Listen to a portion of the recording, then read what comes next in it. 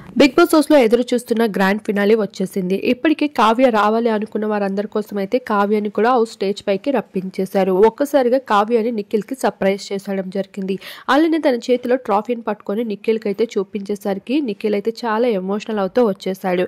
ఇక్కడి వరకు నువ్వు రావాలని, ఈ ట్రాఫీని పట్టుకోవాలని ఇప్పటి వరకు రాలేదు అంటూ కావ్య చెప్పిన డైలాగ్ అందరినీ ఎంతగానో ఆకట్టేసుకుంటూ వచ్చేసింది. హౌస్ లోపలికి ఇప్పటికే ఎక్స్ కంటెస్టెంట్స్ కూడా వచ్చేసారు. అలానే ఎవరు విన్నర్ అవుతారు అంటూ టాప్ 5 కంటెస్టెంట్స్ పేర్లలో ఎక్కువగా నిఖిల్ పేరే వచ్చేసింది. ఇక నిఖిల్ పేరు ఎక్కువగా చెప్పినందుకు నిఖిల్‌కి ఒక స్పెషల్ ప్రైజ్ కూడా ఇవ్వడం జరిగింది.